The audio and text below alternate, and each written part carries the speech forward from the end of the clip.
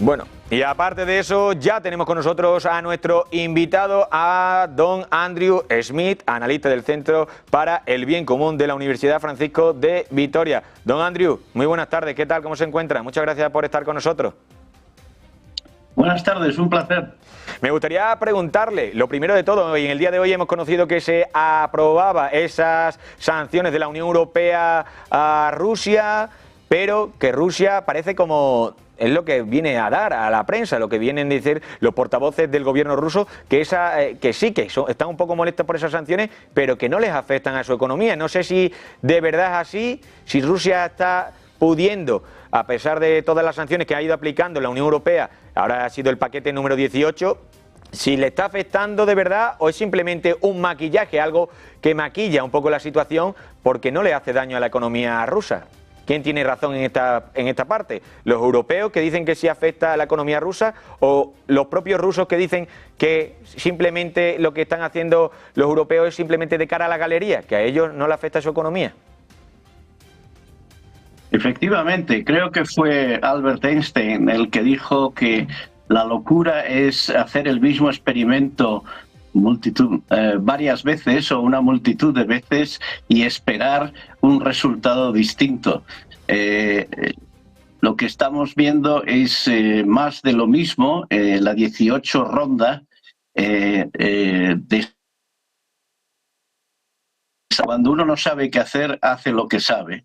Esta ronda de sanciones incluye sanciones a las tuberías que están vacías, que van por el Báltico, de gas, que en un uso futuro, y amplía las listas de personajes y personalidades y entidades que pueden ser sancionadas.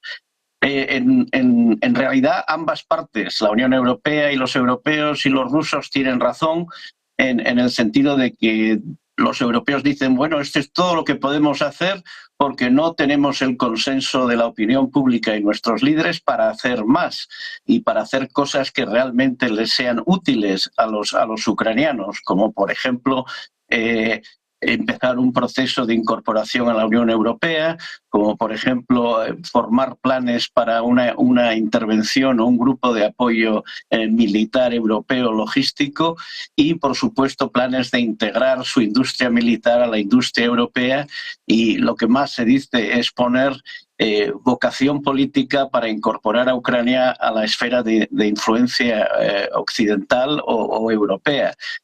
También está lo que los otros días se acordó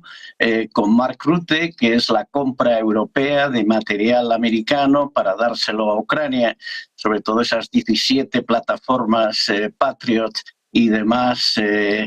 nueva, ¿cómo se dice?, ordnance o material bélico, que por ahora se ha quedado en una promesa y no se materializa. Los rusos también tienen razón al protestar, puesto que ponen un poco más difícil su incorporación o su suministro de materiales de potencias intermedias, puesto que esta amenaza de sancionar a países intermedios puede afectar sus cadenas de logística. El caso es que tras 18 rondas, la economía rusa se ha modificado y es una economía de guerra que tiene sus problemas, una inflación alta,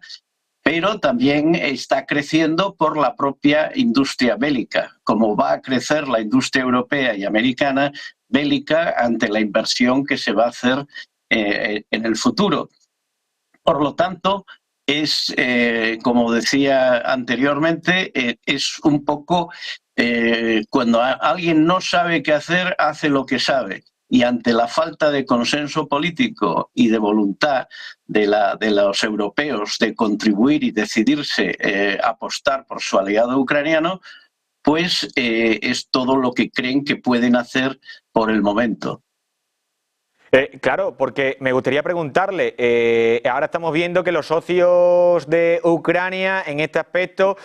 hay tiranteces dentro de la Unión Europea, no sé cómo lo analiza usted, y sobre todo ahora también un Donald Trump que sí, que intenta sofocar los conflictos, acabar con los conflictos de Oriente Medio, ahora con el de Ucrania, pero es que dentro también tienen problemas el propio gobierno de Donald Trump con el tema del caso de Jeffrey Epstein, que le está ocupando también gran parte del tiempo. Por lo tanto, no sé si esto beneficia a Rusia, que ve que los aliados de Ucrania están también un poquito contra las cuerdas en estos momentos, porque les crecen un poquito los problemas dentro de eso, porque dentro de la Unión Europea hay tiranteces y sobre todo puntos encontrados de unos sí quieren invertir en mayor gasto, otros no, otros creen que la vía pasa por la diplomacia y no armarse. No sé cómo ve usted la situación, porque sobre todo yo creo que Rusia es quien está analizando todo esto y está diciendo, aquí los aliados de Ucrania se están desgastando mientras nosotros seguimos igual que estábamos. Los europeos, vamos, cuando hablamos de los europeos generalizamos, pero principalmente hablamos de la Unión Europea, que son las que han puesto las sanciones, la 18 ronda hoy, apoyados por extracomunitarios como Gran Bretaña, Noruega, Islandia, etcétera. Están felicitándose porque han conseguido un consenso para esta ronda de sanciones bastante, vamos a decir, floja, en el sentido de que realmente no impone grandes novedades. Y esto es porque han sucumbido el veto que tenía Fico, el líder de Eslovaquia, que era el mayor oponente a esta ronda, y también Orbán estaba detrás. Orbán tenía el problema de que tenía sujetos 4.000 millones de euros que la Unión Europea se le negaba a dar de fondos de cohesión. En este caso con Fico, pues han llegado a un acuerdo de transmisiones también de fondos y de ayudas, y por lo tanto se han alegrado de que hayan llegado a este consenso. Pero en realidad lo que delimita es la fragilidad y lo complicado que es llegar a un consenso en Europa, puesto que no hay una voluntad política de una cohesión continental y de, sobre todo, llegar a un acuerdo en qué va a hacer Europa con Ucrania. ¿La va a incorporar en su zona de influencia? ¿Se la va a admitir como socio de la Unión Europea? ¿Es un aliado estratégico o es solo un Estado tapón que está en estos momentos llevando el peso de una agresión rusa que podía estar dirigida a otros países de la OTAN o quizás siendo un poco el parachoques? También indica una seria frustración por parte de los europeos, en que ellos esperan que y se decante a favor de Zelensky de Ucrania, y que les vuelva a salvar el match point a Europa para no comprometerse a hacer nada que afecte realmente su nivel de vida, sus finanzas y sobre todo su compromiso de comprometer fuerzas, y el mensaje que dan al electorado europeo de que no tiene que haber ataúdes volviendo de un conflicto en el este o por otra parte en ninguna parte. Entonces está todo el mundo jugando a este juego de esperar que el otro mueva ficha para poder librarse de tomar decisiones complicadas. Usted ha mencionado el problema que tiene Trump con el caso Epstein, que es presumiblemente que no cumple una de sus promesas que ha hecho a su electorado MAGA más fiel y más feroz. Y están muy frustrados en que no cumpla. Hoy ha decidido, a través del artículo del Wall Street Journal, dar las transcripciones que tenía la Corte Suprema sobre el caso Epstein. El problema, aparte de lo vergonzoso de una felicitación que dio Trump en el 50 cumpleaños de Epstein en el 2003, en el cual tiene un mensaje bastante obsceno, puede crearle problemas a Trump. El problema que tiene Trump en estos momentos es que su base está preguntándole ¿por qué usted pasa tanto tiempo tratando de resolver problemas en el extranjero y no resuelve los problemas que tenemos en casa? Usted fue elegido para America First, para poner América primero, desencadenarse de los problemas que tiene en Oriente Medio, en Europa y en otras partes del mundo y reconstruir la nación americana. Y el punto de inflexión o el catalizador de esta frustración que le puede costar mucho al presidente estadounidense es el caso Epstein, puesto que es una flagrante violación o un flagrante incumplimiento de una promesa y un tema que lo tenía muy candente. Por lo tanto, en general lo que hay es una frustración en todos los bandos que están en estos momentos, puesto que todo el mundo espera que el otro cumpla los compromisos y que lleve la carga mayor del conflicto local y qué hacer con Ucrania en estos momentos.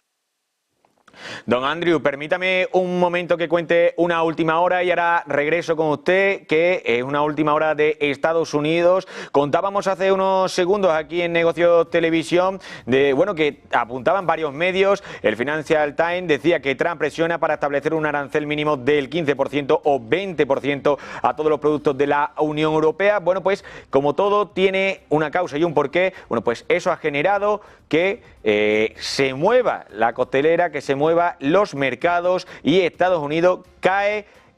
ante un informe sobre un futuro plan arancelario de Donald Trump a la Unión Europea. Las principales acciones estadounidenses cambiaron de rumbo este viernes, hace escasos minutos, después de que el Financial Times informara que el presidente de los Estados Unidos, Donald Trump, estaba buscando un arancel mínimo, como les digo, del 15 o 20% para todos los productos de la Unión Europea. El Dow Jones, bueno, pues ha caído un 0,56% o 251 puntos hace escasos minutos. Por ejemplo, el Nasdaq 100 registró pérdidas con un descenso del 0,22% y también hay que informar que mientras que el S&P 500 ha bajado también un 0,15% a la misma hora, es decir, hace escasos minutos. El euro, eso sí, sumó un 0,35% frente al dólar estadounidense, cotizando a 1,16 el precio actual. Por lo tanto, todo tiene un movimiento, la noticia genera otras repercusiones y esta noticia del Financial Times, en el que dice que Donald Trump va a intentar imponer un arancel entre el 15 y 20% a los productos de la Unión Europea, bueno, pues empieza a tener repercusión y la repercusión es que las principales acciones estadounidenses han cambiado de rumbo a raíz de esa información y han bajado. Por lo tanto, todo el mercado se mueve con las futuras decisiones y las decisiones que sí de verdad toma el presidente de los Estados Unidos de América. Bueno, vuelvo con nuestro invitado, con don Andrew, y me gustaría preguntarle sobre el tema de que el Kremlin ha afirmado que cualquier instalación militar en el día de hoy en Ucrania es un objetivo legítimo, incluyendo aquellas relacionadas con armamento occidental. ¿Cómo se interpreta esta postura?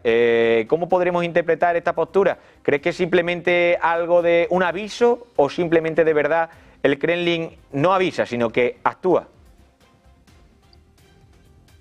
Efectivamente, los programas de objetivos o targeting que se llaman están ya codificados y la Stavka rusa, que es el centro logístico del alto mando de la Federación Rusa, revisa todos los objetivos y todos los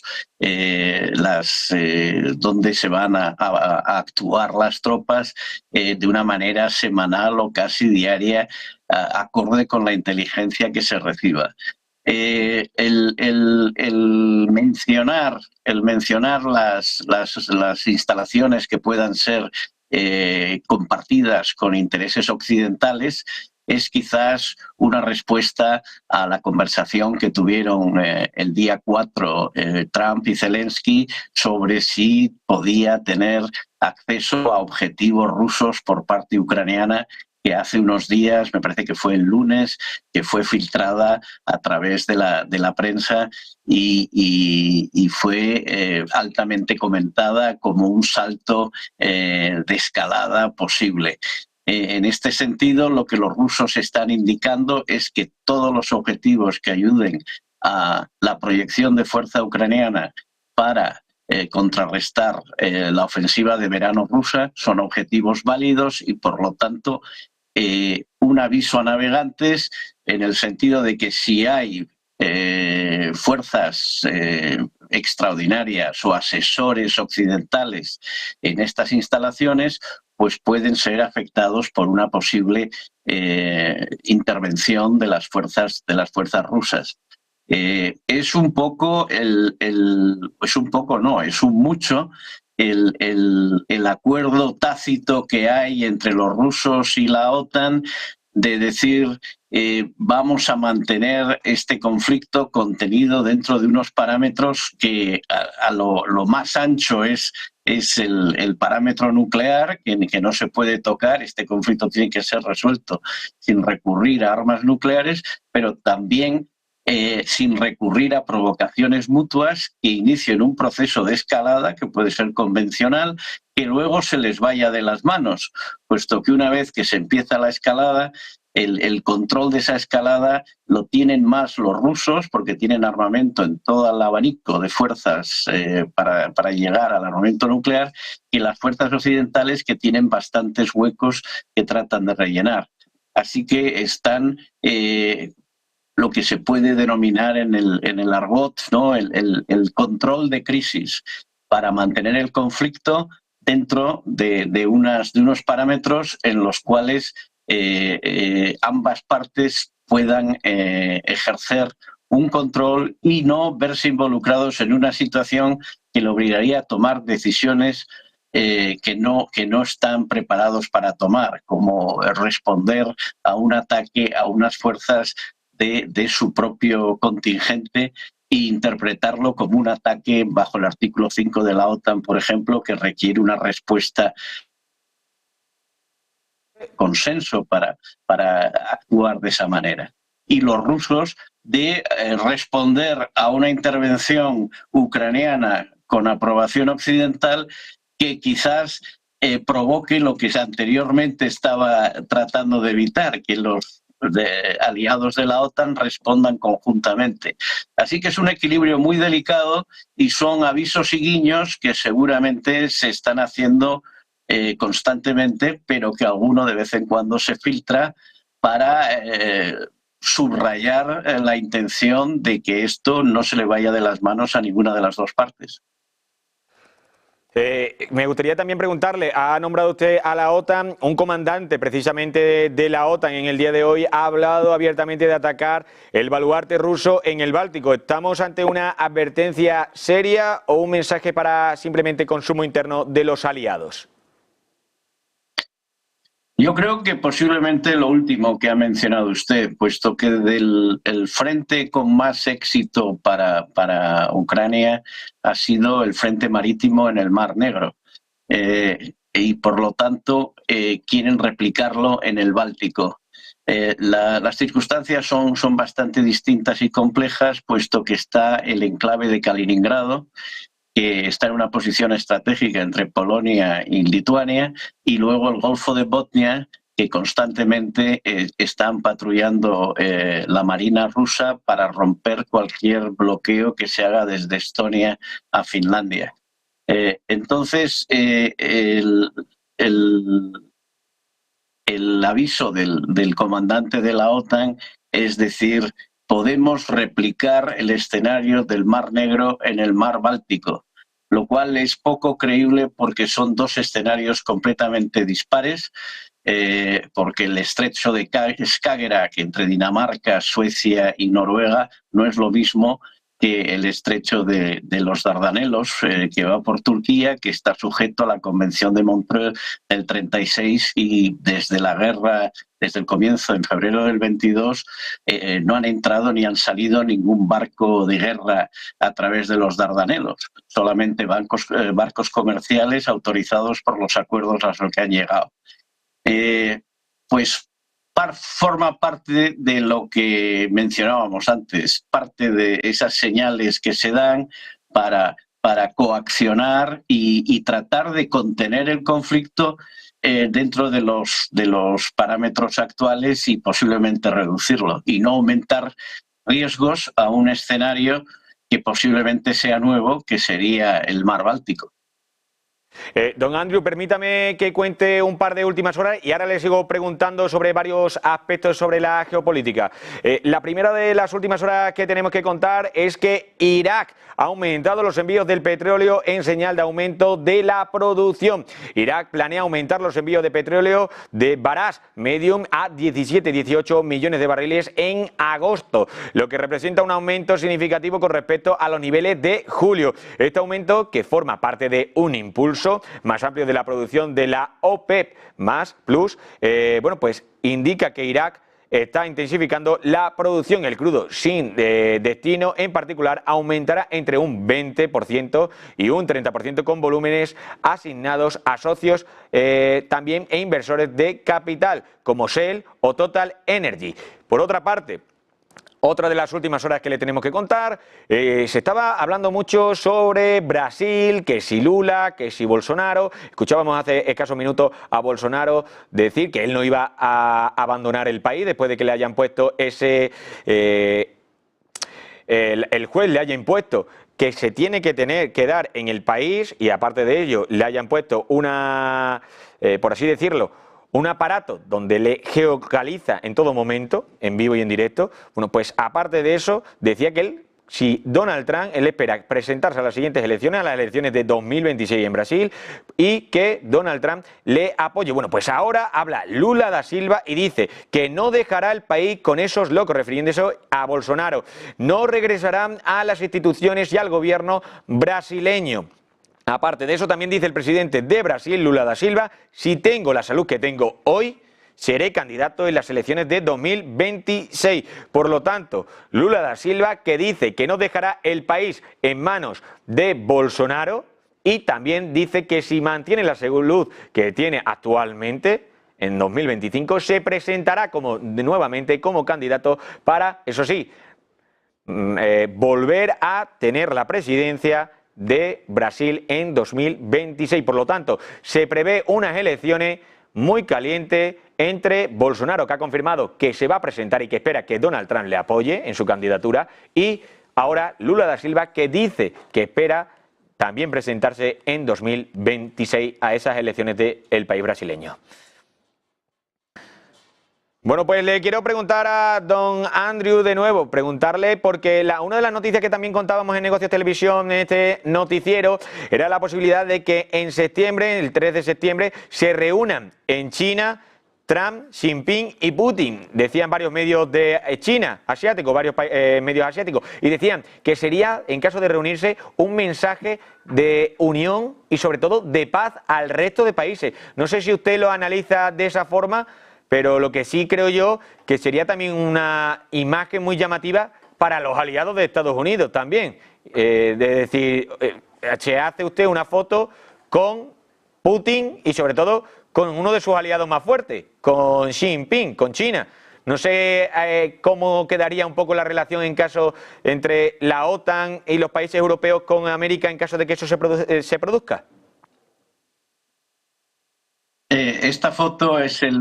posiblemente la fantasía y el sueño húmedo de los tres que usted ha mencionado, Vladimir Putin, Xi Jinping y Donald Trump, porque es la foto de Yalta o la foto de Potsdam traducida al siglo XXI. Y son los tres que deciden el destino, las tres grandes potencias, la troika, que decide los grandes destinos de la humanidad. Es un poco prematuro, es un poco un brindis al sol, porque una reunión de esa magnitud y sobre todo en Pekín tendría unas connotaciones de que todo el mundo va a hacer pleitesía al emperador, a lo que se llamaba el Reino Medio Chino, que era el centro del mundo. Y no creo que el ego de Trump le haga pasar por ese trago de hacer pleitesía en este sentido. Así que la simbología sería muy importante en este sentido. Sería también la foto pesadilla para los aliados europeos de la OTAN y quizá para otros aliados como Japón, como Corea del Sur, como Filipinas, Australia, Nueva Zelanda, y sobre todo para potencias con aspiraciones globales como pueden ser la India. No hablemos ya de Brasil o de otros países de lo que se llama el sur global. Por lo tanto, la señal que se está dando es que en realidad la estrategia de las tres grandes potencias es llegar a esa troika, a esa foto de los tres decidiendo el mundo y repartiéndose, creando un nuevo orden mundial, como se hizo al final de la Segunda Guerra Mundial. El problema o los problemas son varios. Primero, a pesar de que la fecha es el 3 o el 4 de septiembre, que coincide con los 50 días que se ha dado para la decisión de Putin de llegar a un acuerdo con Ucrania y a Ucrania llegar a un acuerdo con Rusia, que se estableció hace una semana, hace unos días, también implica un compromiso de China en resolver los problemas incipientes como pueden ser Irán, Ucrania, puesto que el único aliado, la única fuerza que puede influir decisivamente en Moscú es Pekín en estos momentos. Yo veo que es una idea que tratan de vender, es buenas relaciones públicas y es una manera de asustar a los aliados europeos para que decir, oye, no tenéis mucho tiempo para decidiros, puesto que si no estáis conmigo y no cumplís lo que habéis pactado, que es la compra de material americano para ayudar a Ucrania, para llegar a resolver la situación en un proceso de paz contra Rusia, pues entonces vamos a ir por libre y vamos a negociar directamente con Pekín y con Moscú para resolver no solamente los problemas de Europa, sino los problemas globales. Una señal también.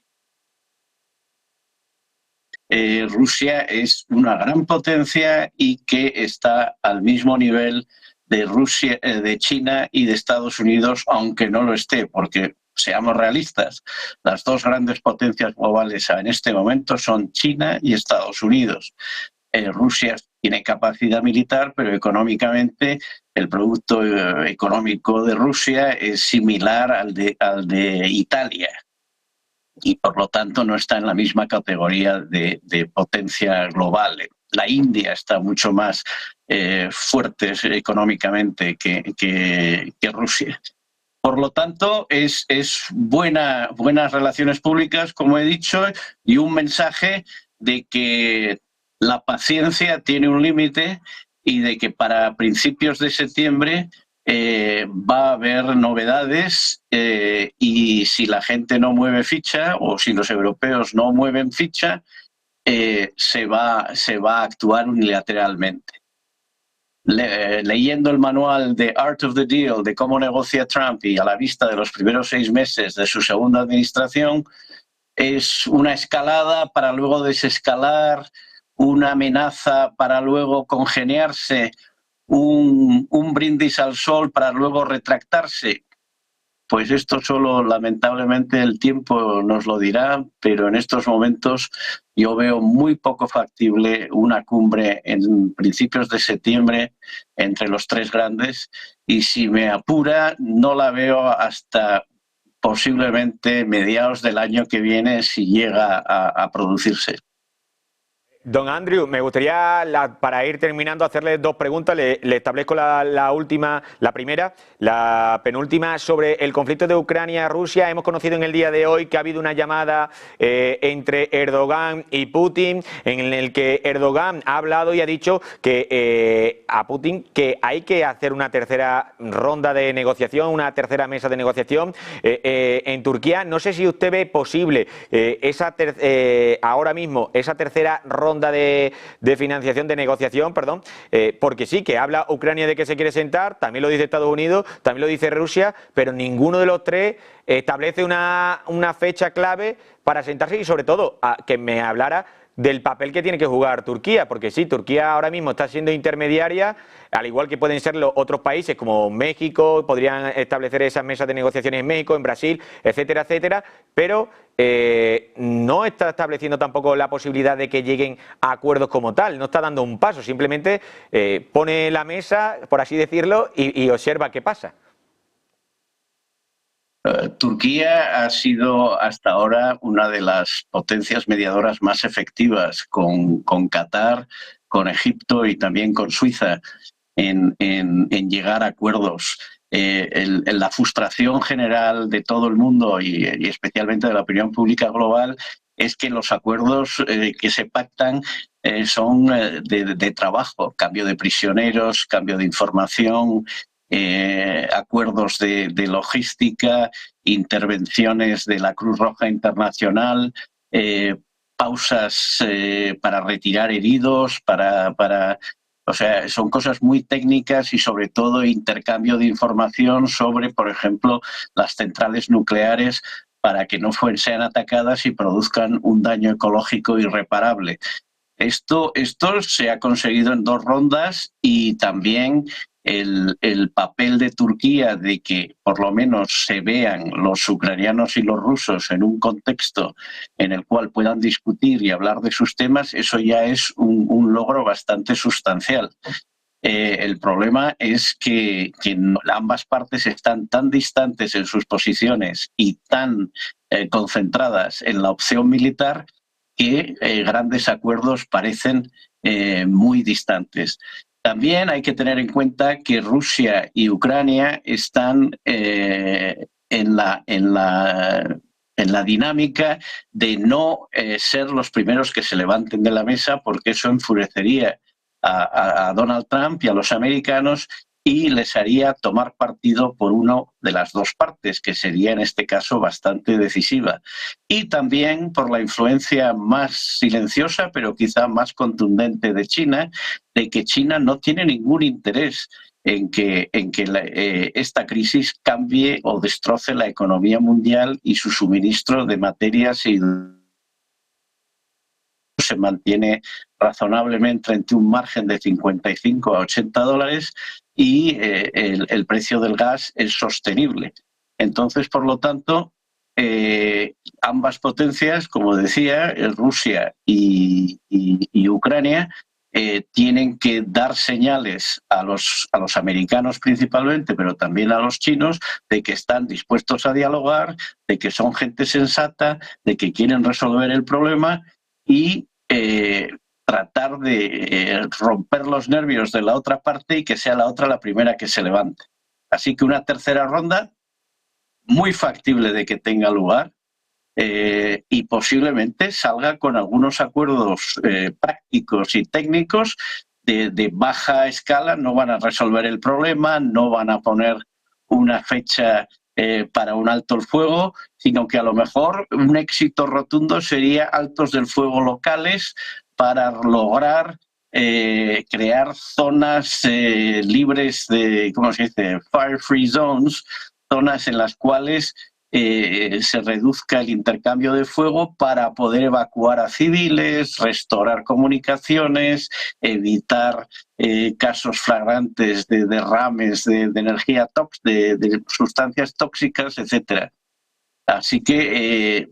las expectativas siempre son muy altas y eso genera frustración no solamente en los contendientes, sino en la opinión pública mundial, que espera soluciones simples a problemas muy complejos. Pero ambas partes están muy distantes en sus objetivos, no concuerdan prácticamente en ninguno de sus grandes expectativas de cómo acabar esta guerra y todavía confían en que la fuerza militar les lleve a conseguir esos objetivos más que la diplomacia o la negociación. Me gustaría, don Andrew, para ya terminar la entrevista, la última pregunta que le quiero hacer, y es sobre el conflicto de Oriente Medio, porque en el día de hoy Hamás ha emitido un comunicado este viernes por la tarde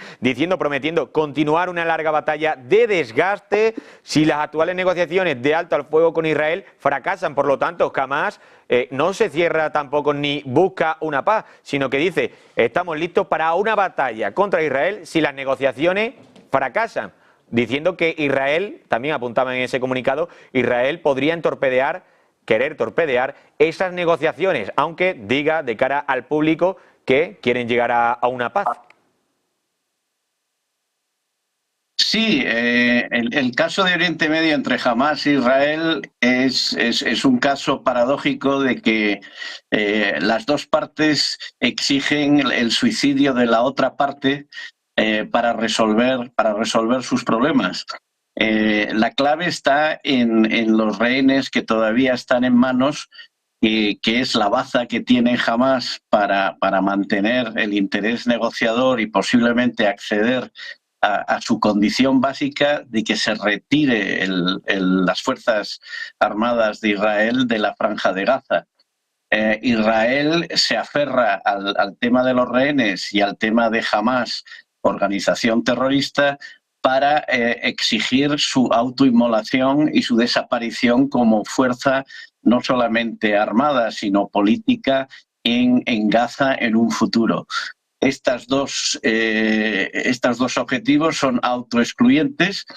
y, por lo tanto, lo que están ahora es en la narrativa de conseguir un desgaste, como bien usted dijo, de la otra parte para poder en algún momento influenciar que las opiniones públicas dentro de Israel o la opinión pública global fuerce un acuerdo desde fuera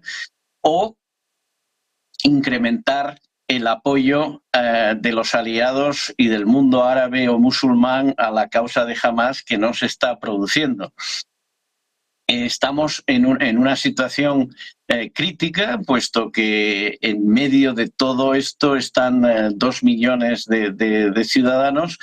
que están siendo utilizados por Hamás y están siendo utilizados también por Israel como moneda de cambio y el texto o la sangre de la narrativa que ellos quieren imponer en este conflicto. La solución no está a corto plazo y yo creo que el canario en la